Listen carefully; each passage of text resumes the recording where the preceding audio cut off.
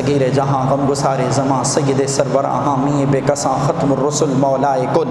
احمد مجتبیٰ محمد مصطفیٰ نور مجتبیٰ سرور قلب و سینہ تاجدار مدینہ فیض گنجینہ نور سکینہ صاحب معطر و معمبر پسینہ فیض لولاک سیاح افلاک آق شفیع و منشور اللہ کے پیارے امت کے سہارے رب کے محبوب دانہ غیوب مالک ارکاب امم فخر عرب و عجم والی کون و مکان سیاح لامکان سید انس و جاں سرور لالا رخاں نیر تاباں سر نشین محبوشاں ماہ خوباں شہنشاہ حسینہ تتمہ دوراں سرخیل زہرہ جمالاں نبی الرسل ختم الرسل مولائے کل نبی الحرمین امام القبلتین وسیلتنا فی الدارین صاحب کعبہ قوسین محبوب رب المشرقین و رب المغربین جد الحسن والحسین مولانا و ملجانا و مأوانا و حبیبنا و طبیبنا و مرشدنا و اولانا و آلانا و عیالنا محمدن عبدہ و رسولہ صلی اللہ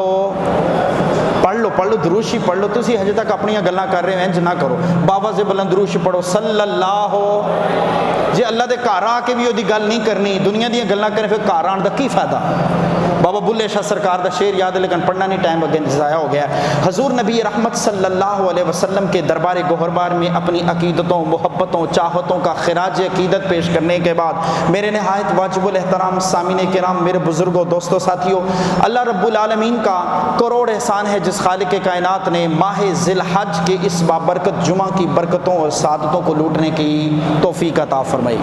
باواز بلند فرمائے آمین اللہ پاک نے اپنی مقدس کتاب قرآن مجید کے اندر حضرت ابراہیم علیہ السلام کا ذکر خیر کیا ہے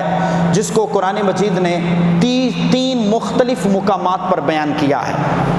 سورہ ابراہیم کے اندر سورہ احزاب کے اندر سورہ مومنون کے اندر دیگر کتب پہ مختلف جگہوں پر اللہ پاک نے حضرت ابراہیم علیہ السلام کا ذکر خیر فرمایا ہے حضرت ابراہیم علیہ السلام وہ ہستی ہیں جن کو اللہ نے 7 آزمائشوں میں ڈالا اور 7 دعائیں حضرت ابراہیم علیہ السلام کی اللہ پاک نے قبول فرمائی تو سبحان اللہ 7 آزمائشوں میں ڈالا 7 دعائیں قبول کی آئیے ذرا توجہ مختصر سی بات ہے پھر ہم اپنے موضوع کی طرف نکلتے ہیں ابراہیم علیہ السلام کی پہلی آزمائش تھی چاند سورج ستاروں اور بتوں کے پجاریوں میں لا الہ الا اللہ کا تغمہ آواز بلند کرنا پہلی آزمائش تھی نمبر 2 نمرودی بادشاہ کے دربار میں جا کر اللہ کی توحید کا اعلان بلند کرنا دوسری بڑی آزمائش تھی نمبر 3 بڑی عمر میں ختنہ کروانے کا حکم یہ تیسری آزمائش تھی نمبر 4 حضرت ابراہیم علیہ السلام کا اپنا گھر بار چھوڑ کر ہجرت کے لیے روانہ ہو جانا یہ چوتھی آزمائش تھی نمبر 5 حضرت اسماعیل علیہ السلام حضرت سیدہ ہاجرہ سلام اللہ علیہا دونوں کو لے کر بے آب و گیا وادی میں پہاڑوں کے بیچ چھوڑ دینا یہ بہت بڑی آزمائش تھی نمبر 6 نمرود کا حضرت ابراہیم علیہ السلام کو آگ میں ڈالنا چھٹی آزمائش تھی نمبر 7 حضرت اسماعیل علیہ السلام اپنے پتر اپنے ننے اپنے شہزادے اسماعیل ذبیح اللہ کے حلق پہ چھری چلانا یہ اس سے بھی بڑی 7ویں آزمائش تھی یہ 7 آزمائشیں اللہ نے وقت کے خلیل حضرت ابراہیم علیہ السلام کو عطا فرمائی ہیں ان میں سے ایک آزمائش پر بھی ہمیں عمل کرنا پڑ جائے ابھی لائٹ بند ہو جائے پنکھے بند ہو جائیں اے سی بند ہو جائے ہمارا سانس بند ہو جانا ہے میرے دوستوں میرے بزرگوں اللہ جب اپنے کسی بندوں کو اپنا خلیل بناتا ہے ایسے نہیں بناتا اللہ اپنے بندوں کو ذبیح اللہ بناتا ہے ایسے نہیں بناتا اللہ اپنے بندوں کو کلیم اللہ بناتا ہے ایسے نہیں بناتا اللہ اپنے بندوں کی آزمائش کرتا ہے امتحان لیتا ہے اور جو اس کی آزمائش پر پورا اترتے ہیں کسی کو خلیل اللہ کسی کو ذبیح اللہ کسی کو کلیم اللہ کسی کو نجی اللہ کسی کو صفی اللہ اور کسی کو حضرت امام الانبیاء محمد مصطفیٰ حبیب اللہ بنا دیتا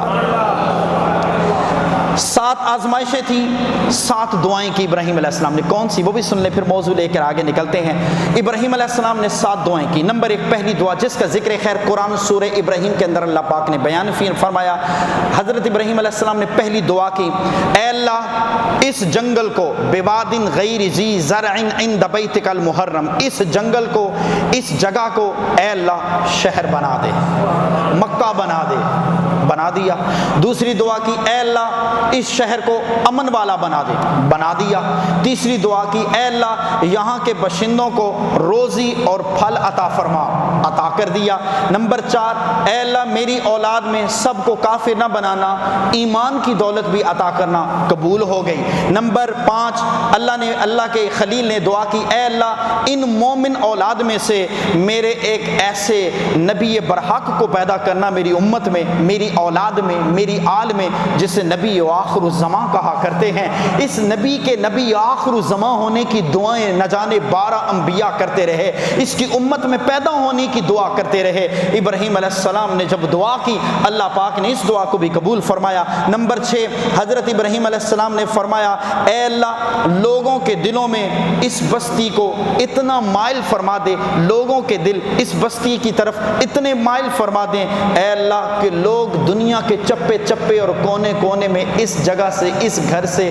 اس حرمت والی جگہ سے محبت کرنا شروع کر دیں۔ آج آپ اپنی آنکھوں سے دیکھ سکتے ہیں دنیا کے کونے کونے سے پوری دنیا کا سب سے بڑا اجتماع عالم اسلام کا ببانگ دہل کی طرح سر عام عالم اسلام کی پرواز ہے، عالم اسلام کی اجتماعیت ہے۔ حجت الوداع کا وہ موقع ہے جس میں پوری دنیا کے مسلمان ایک اللہ کو، ایک نبی کو، ایک قرآن کو ماننے کے لیے ایک لباس پہن کر، سادہ لباس، ایک رب کی عبادت کرنے کے لیے یوں کعبے کا طواف کرتے ہیں۔ زمین والے بھی فخر کرتے ہیں، عرش والا رب بھی فرشتوں کے سامنے فخر کر رہا ہوتا۔ فرمایا 7ویں اور آخری چیز اے اللہ لوگوں کو نماز پر قائم فرما دے۔ میرے دوستوں، میرے بزرگوں، یہ 7 آزمائشیں اللہ نے دی، 7 دعائیں ابراہیم علیہ السلام نے کی، اللہ نے آزمائش دی، آزمائش پر پورا اترے، اللہ پاک نے پھر دعائیں کرنے کا موقع دیا، ابراہیم علیہ السلام نے دعا کی، اللہ پاک نے دعائیں قبول کر لیں۔ کئی ہزار سال بیت چکے ہیں، رب کعبہ کی قسم میں اور آپ محمد کے وسیلے سے ہوتے ہوئے حضرت ابراہیم علیہ السلام کی دعاؤں کی خیرات مانگ رہے ہیں۔ حضرت ابراہیم علیہ السلام کے متعلق قرآن کہتا ہے ربنا انی اسکنت من ذریتی بواد غیر ذی زرع۔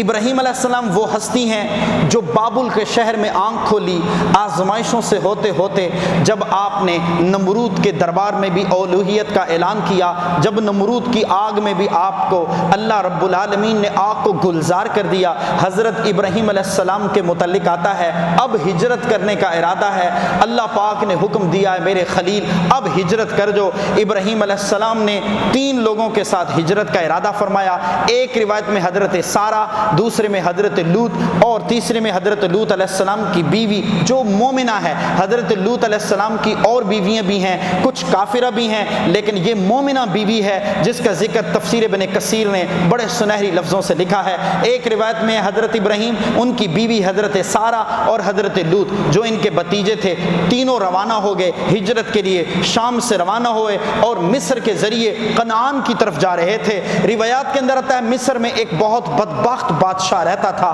جو ہر نئے شادی شدہ جوڑے کی بیوی کو کھینچ لیتا، حبس کا نوالا بناتا اور اس کے ساتھ وہ کام کرتا اور اپنا منہ کالا کرتا۔ روایات کے اندر آتا ہے ابراہیم علیہ السلام کو پتہ چل گیا، اپنی بیوی کو بلایا، کہا سارہ سلام اللہ علیہا، جی میرے سرتاج، کہا یہاں ایک بادشاہ آتا ہے جو حبس کا نوالا بناتا ہے، پوری کائنات کے اندر مفسرین نے لکھا ہے پوری کائنات کے اندر روئے زمین میں مردوں میں ایک ہستی ہے جس کو اللہ نے حسن و جمال کا پیکر بنایا ہے، جس کا نام حضرت یوسف علیہ السلام ہے، اور عورتوں میں پورے کائنات کے اندر عورتوں میں ایک ایسی عورت ہے جس کو اللہ نے حسن و جمال کا پیکر بنایا ہے، اس کا نام حضرت سارہ ہے۔ حضور کی بات تو ایک طرف، نبی تو بے مثل و بے مثال میں باکمال ہے، میں مردوں میں بات کر رہا ہوں، میں مردوں کے اندر ان انبیاء کرام میں بعد از خدا بزرگ تو ہی قصہ مختصر، یا صاحب الجمال و یا سید البشر من وجهک المنیر لقد نور القمر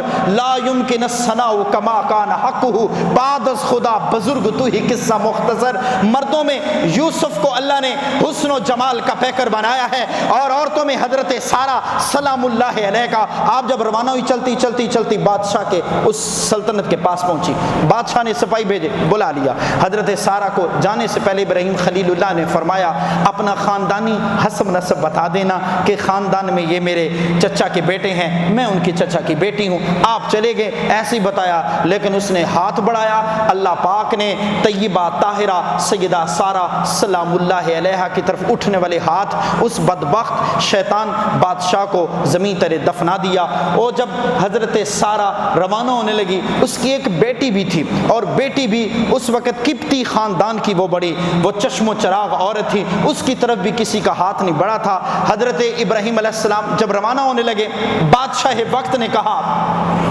اے سارہ یہ بچی بھی اپنے ساتھ لے جاؤ۔ حضرت ابراہیم علیہ السلام نے قبول کیا، لے آئے۔ روایات کے اندر آتا ہے آپ مصر کے علاقے میں رہنا شروع ہو گئے۔ حضرت لوط علیہ السلام کو روم کی طرف بھیج دیا کہ تبلیغ دین کا کام کریں۔ حضرت ابراہیم علیہ السلام، حضرت سارہ، سیدہ ہاجرہ سلام اللہ علیہا تینوں گھر میں رہنا شروع ہو گئے۔ حضرت ابراہیم علیہ السلام نے آزمائشوں میں وقت گزارا ہے۔ حضرت ابراہیم علیہ السلام نے بہت زیادہ آزمائشوں میں وقت گزارا۔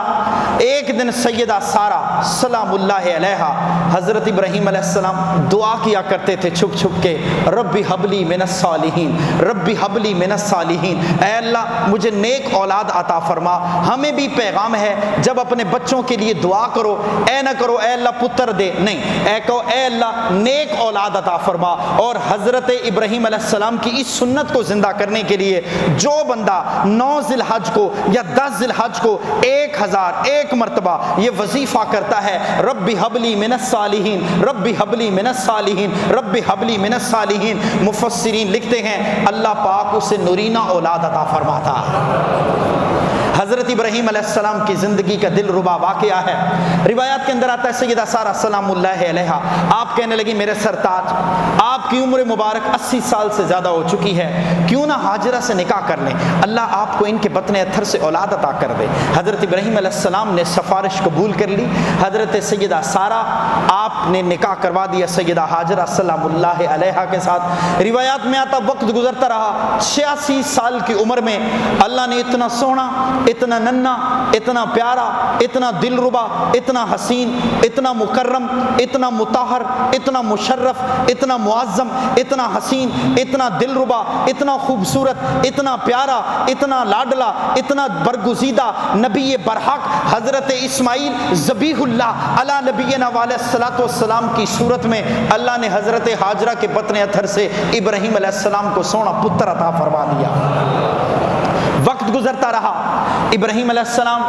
اپنے پتر سے، میرے دوستوں میرے بزرگوں، پتر کالا کلوٹا بھی ہو تو بیٹا بیٹا ہوتا ہے، مگر حضرت اسماعیل علیہ السلام کی شان و عظمت کا عالم کیا ہوگا، جس اسماعیل کی پیشانی میں نور محمد مصطفیٰ کا نور چمکتا ہوگا، جس اسماعیل علیہ السلام کی شان و عظمت کا عالم یہ ہے جہاں پر روئے زمین میں پہلی بار ایڑیاں رگڑی تھیں، اس ایڑیاں رگڑنے کی برکت سے رب کائنات نے حضرت اسماعیل علیہ السلام کے قدموں کی برکت سے امت کو یہ شان عطا فرمائی ہے، اگر کوئی شخص اس جگہ پر جہاں اسماعیل کے قدم لگے ہیں وہاں ایک سجدہ بھی کر دے تو خدا 1,00,000 سجدوں کا ثواب عطا فرماتا ہے۔ اتنی شان والا نبی، اتنا کمال والا نبی ابراہیم علیہ السلام کے متعلق آتا ہے، آپ کو اللہ نے بیٹا دیا۔ ایک دن سیدہ سارہ نے دیکھ لیا کہ ابراہیم علیہ السلام بچے سے پیار کر رہے ہیں، گفتگو بڑی دل ربا ہے، آگے گفتگو بڑی حسین تر ہے، آپ کی نظر کر رہا ہوں، مختصر باتیں کر رہا ہوں تاکہ واقعہ آپ کے وہ پیش نظر رہے۔ روایات کے اندر آتا ہے حضرت ابراہیم علیہ السلام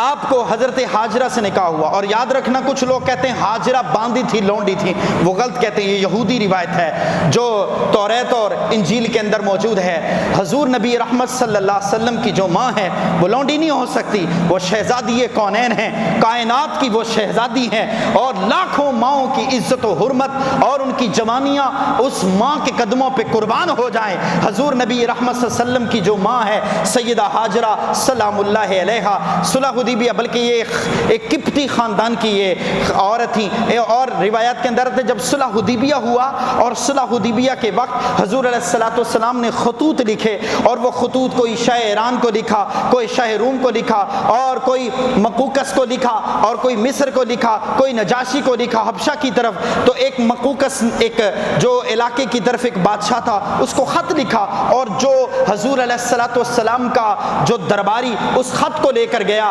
اور اس خط کو جب لے کر وہ حضور کی بارگاہ سے خط لے کر اس بادشاہ وقت کے پاس پہنچا، وہ اپنے سلطنت اور بادشاہت کے اس تاج کو نیچے اتارا، اپنے پھٹے سے اپنے اس تختے سے نیچے اترا، اور اتر کر اس خط کو اٹھایا، چوما، اپنی آنکھوں پہ لگایا، اور 2 لونڈیاں، 2 کنیزیں اور ایک گھوڑا حضور کی بارگاہ میں بطور تحفہ نذرانہ پیش کیا. آج زمانے جہاں والوں لوگ نذرانوں کو برا سمجھتے ہیں. بزرگ فرماتے ہیں حضور نبی رحمت صلی اللہ علیہ وسلم نے نذرانے قبول فرمائے ہیں. ایک گھوڑا اور 2 کنیزیں اس نے حضور کی بارگاہ اقدس میں بھیجی. ان میں ایک حضرت سیدہ ماریہ قبطیہ سلام اللہ علیہا ایک ایسی کنیز تھی جس سے حضور نے آخری عمر میں نکاح فرمایا، اور پھر ان کے بطن اتھر سے اللہ نے ایک پتر عطا فرمایا جس کا نام حضور نے ابراہیم رکھا. راوی فرماتے ہیں اس ابراہیم کا خاندانی تعلق حضور کے جد امجد حضرت اسماعیل ذبیح اللہ کی والدہ سیدہ ہاجرہ سلام اللہ علیہا کے ساتھ جا کے دوبارہ مل گیا تھا. یہ قدرت کی شان ہے، اللہ کا کام ہے، اللہ کا کمال دیکھو کتنا ہے. روایات کے اندر آتا ہے یوں نبی رحمت صلی اللہ علیہ وسلم کے اس خلیل کو ہر قدم پر آزمائشیں آئی ہیں، ہر قدم پر امتحان آئی ہیں. اے ابراہیم علیہ السلام تیری عظمت کو سلام، سیدہ ہاجرہ سلام اللہ علیہا آپ کے صبر و استقلال کو سلام. ہجرت کا ارادہ اپنی قوم کو چھوڑ کر جب آپ کو وادی غیر ذی زرعین کی طرف روانہ ہونا پڑا. اب روایات کے اندر آتا ہے ابراہیم علیہ السلام کو اللہ کا پیغام آ گیا، ربنا انی اسکنت من ذریتی بواد غیر ذی زرع عند بیتک المحرم. اے میرے محبوب، اے میرے خلیل، اپنی بیوی کو اور اس بچے کو لے جاؤ اور غیر ذی زرعین میں جا کر چھوڑ دو. حضرت ابراہیم علیہ السلام نے اس بچے کو لیا اور روانہ ہو گئے. روایات کے اندر آتا ہے جبریل علیہ السلام وقت اس جگہ کے مقام کی نشاندہی فرما رہے تھے. جب 4 پہاڑوں کے بیچ جہاں آج حرم کعبہ ہے، حضرت ابراہیم علیہ السلام جب اس مقام پر پہنچے، میرے دوستوں اور میرے بزرگوں، حضرت سیدہ ہاجرہ سلام اللہ علیہا اپنے ایک اکیلے تنہا بچے کو لے کر جب وہاں پہنچی، حضرت اسماعیل ذبیح اللہ علی نبینا علیہ السلام کو ان کا رازق بھی تو اللہ تھا. بھائیو، کہا جاتا ہے بیٹا عالم دین بنا لو، 5 پتر ہیں، ایک بچہ دین کے لیے وقف کر دو. لوگ کہتے ہیں اسی اپنا پتر بھکھا مارنا ہے، اسی منڈا بھکھا مارنا ہے. میرے دوستوں اور میرے بزرگوں، میں اکثر کہا کرتا ہوں اللہ کا کرم اور اس کا فضل ہے. جیسی عزت، جیسی شان اور جتنی عزت کا رزق اللہ دین کے خادموں کو عطا فرماتا ہے کسی اور کو دیتا ہی نہیں ہے. اور دوسری بات، سونے کی قیمت سنار جانتا ہے، موچی کو مل بھی جائے وہ جوتے پہ لگا دیتا ہے. علماء کی قدر و منزلت علم کی طلب رکھنے والے لوگ ہی جانتے ہیں، جن کے دلوں میں اللہ نے اپنے نبی کے تصدق سے علم کے نور کی شمع کو روشن کیا ہے. میرے دوستوں اور میرے بزرگوں، جو بندہ جس چیز کی اہمیت کو سمجھتا ہوگا وہ اس کی قدر و منزلت کرتا ہوگا. جس کے دل میں حامان، شداد، قارون، نمرود، فرعون، امیہ بن خلف جیسے بدبخت لوگوں کی وراثت، دولت کی ہوس و حرص ہوگی، وہ دولت مند لوگوں کی عزت کرتا ہوگا. اور جس کے دل میں ابو بکر، عمر، علی، عثمان، انبیاء کرام کے علم کی وراثت کی شمع جس کے دل میں چمکتی ہوگی، وہ علماء کی عزت کرتا ہوگا. آج اگر کہا جائے اپنے بچوں کو دین کے لیے وقف کر دو، علم دین کے لیے چھوڑ دو، بچوں کو حافظ بناؤ، بچوں کو عالم بناؤ، تو کہا جاتا ہے حضرت اسی بچہ بھکھا مارنا ہے. میرے دوستوں اور میرے بزرگوں، ایسا نہیں ہے. حضرت ابراہیم علیہ السلام کی طرف ذرا ایک پل نظر کر کے دیکھو، بے آب و گیا وادی میں وہ کیسے چھوڑ کر آئے. ہمارا ذوق ہی نہیں ہے، ہمارا شوق ہی نہیں ہے. اپنا ذوق بناؤ، اپنا شوق بناؤ. ایک نوجوان مجھے کہنے لگا، میں نے کہا دین کے لیے وقت دیا کرو. کہنے لگا دعا کرو اللہ مجھے پتر دے میں اس کو وقف کر دوں. تو میں نے کہا آپ خود بھی تو بھی جوان ہو، خود بھی تو نوجوان ہو، خود دین کے لیے وقف ہو جاؤ. کہتا مجھے بتائیں کیا کرنا چاہیے. میں نے کہا سب سے پہلے خود دین سیکھو، جو آج ہمیں پتہ ہی نہیں ہے۔ انٹرنیٹ سے کبھی دین ملتا نہیں ہے، علماء کی سنگت اور صحبت اختیار کرنے سے دین ملتا ہے۔ انٹرنیٹ تو ایک ہلکا سا وسیلہ ہے، 10%۔ میرے دوستوں اور میرے بزرگوں، حضور نبی رحمت صلی اللہ علیہ وسلم نے فرمایا جو علم دین کی مجلس میں ایک لمحے کے لیے بیٹھتا ہے، اللہ اس کو 1000 مریض کی عیادت کرنے، 1000 نماز جنازہ میں شرکت کرنے اور 1000 نفل ادا کرنے سے بھی زیادہ ثواب عطا فرماتا ہے۔ لہٰذا ہمیں چاہیے اپنے بچوں کو دین کے لیے وقف کریں۔ ابراہیم علیہ السلام اپنے شہزادے کو اب وہاں چھوڑ کے جا رہے ہیں، غیر ذی زرعین کے اندر۔ روایات کے اندر آتا ہے سیدہ ہاجرہ سلام اللہ علیہا 86 سال کا ضعیف العمر شخص، وقت کے نبی حضرت ابراہیم خلیل اللہ۔ میرے دوستوں، میرے بزرگوں، پتر زندگی کے کسی حصے میں بھی ہو، پتر باپ کی شان ہوتا ہے، لیکن جب اللہ نے فرمایا ہوگا اپنی بیوی کو، اپنے بچے کو یہاں چھوڑ کے واپس لوٹ جاؤ، میرے دوستوں اور میرے بزرگوں، چلو ان کے پاس تو وقت کے نبی تھے، وہی آئی ہوگی۔ حضرت ہاجرہ نبیہ تو نہیں تھیں، وہ تو ولیاں تھیں۔ ان کے دل میں صبر و استقلال اور توکل کا کتنا اعلیٰ منبع ہوگا۔ روایات کے اندر آتا ہے حضرت ابراہیم علیہ السلام جب چھوڑ کے روانہ ہونے لگے، 2 زندگیاں تنہا ہیں ان 4 پہاڑوں کے بیچ میں، نہ پرندوں کی آواز ہے، نہ کسی مخلوق کا گزر ہے، تنہائی ہی تنہائی ہے، نہ کوئی درخت ہے، نہ کوئی گھاس ہے۔ میرے دوستوں اور میرے بزرگوں، حضرت ابراہیم علیہ السلام نے جب سیدہ ہاجرہ سلام اللہ علیہا آپ کو اس جگہ پر چھوڑ کر جب روانہ ہونے لگے، ایک پانی کا مشکیزہ تھا، پیش کر دیا، کھجوریں تھی تھوڑی سی، پیش کر دی، اور چند ستو تھے، پیش کر دیے۔ جب روانہ ہونے لگے،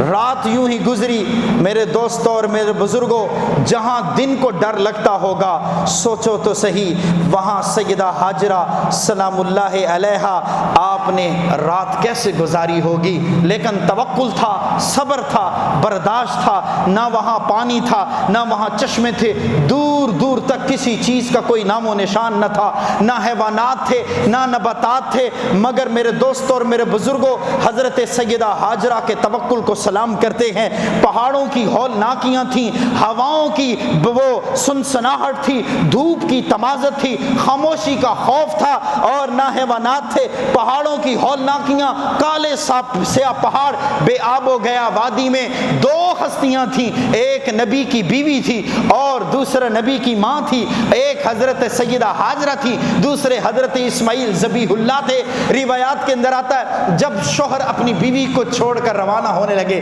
توجہ کیجئے گا، منظر بڑا دل ہلا دینے والا ہے۔ لاکھ بھی محبت بیوی اپنے شوہر سے، شوہر اپنی بیوی سے کرتا ہو، لیکن جب بے آب و گیا وادی میں چھوڑ کر واپس پلٹنے لگے، سیدہ ہاجرہ سلام اللہ علیہا نے پیچھے سے اپنے سرتاج کو جاتے ہوئے دیکھا، کہا میرے سرتاج، یہاں بے آب و گیا وادی میں ہمیں چھوڑ کے ننھے اسماعیل کو چھوڑ کے جا رہے ہو، کس کے حکم پر، کس کے آسرے پہ چھوڑ کے جا رہے ہو؟ حضرت ابراہیم علیہ السلام نے آسمان کی طرف نظر اٹھا کے کہا ربی اللہ، اللہ کے حکم پر چھوڑ کے جا رہی ہوں۔ حضرت ابراہیم علیہ السلام کا تقویٰ بھی کتنا اعلیٰ تھا، بیوی کے اندر توکل و صبر و رضا کا پیمانہ بھی کتنا اعلیٰ تھا۔ حضرت سیدہ ہاجرہ سلام اللہ علیہا آپ نے پھر ایک جملہ بولا جو آج کی ماں بہنوں بیٹیوں کے لیے درس سے پیغام ہے۔ پھر سیدہ ہاجرہ نے حضرت ابراہیم علیہ السلام کو فرمایا اے میرے سرتاج،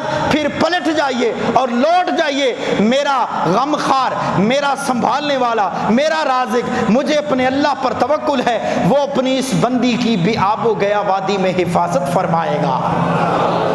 روایات کے اندر آتا ہے آج کی ماں بہنوں بیٹیوں کو پیغام ہے، اگر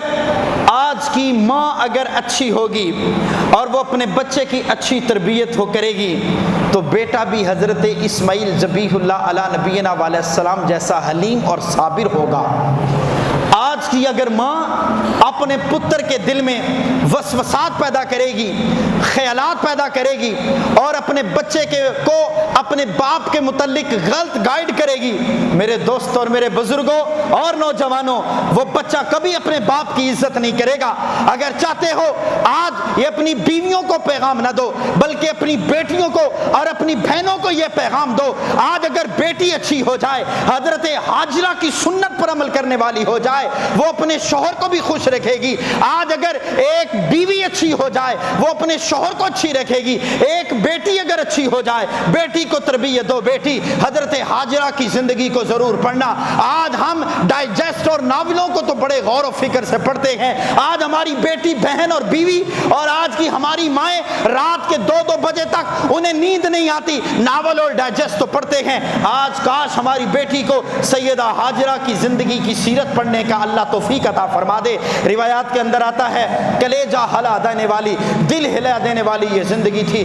اللہ پاک ہمیں حضرت ابراہیم خلیل اللہ علی نبینا علیہ السلام کی زندگی کو سمجھنے کی توفیق دے. پھر آپ جب رات کا اندھیرا چھایا, صبح اگلے دن ہوئی, بچے کی زبان پیاس سے باہر آ گئی. آپ کبھی صفا پہ جاتی ہیں, کبھی مروہ پہ جاتی ہیں. جب اونچائی سے ڈھلوان کی طرف اترتی ہیں دوڑ کے پھر چڑھائی پہ چڑھ جاتی ہیں. دور سے کھڑے ہو کے ننھے اسماعیل کو دیکھتی ہیں, میرے بچے کو کوئی نقصان نہ پہنچا دے. جب 7 چکر لگائے تھک کے بیٹھ گئیں, اچانک اپنے پتر کی طرف دیکھتے ہیں, پاؤں کی طرف سے پانی کے چشمے ابل ابل کے جاری ہو رہے ہیں. ماں دوڑ کے اپنے پتر کے پاس پہنچتی ہے اور جا کر کہتی ہے زمزم زمزم ٹھہر جا ٹھہر جا, زمزم زمزم ٹھہر جا ٹھہر جا. حضرت اسماعیل علیہ السلام فرمایا کرتے تھے لوگوں اگر میری ماں اس پانی کو نہ روکتی رب کعبہ کی قسم پوری کائنات میں پانی ہی پانی ہو جاتا. اور آج ان کے لفظوں کو اللہ رب العالمین نے تاثیر کا تیر بن کر مکمل کیا ہے. ہر کنویں کے اندر سے کہیں مینڈک نکلتے ہیں, کہیں سے سانپ. وہ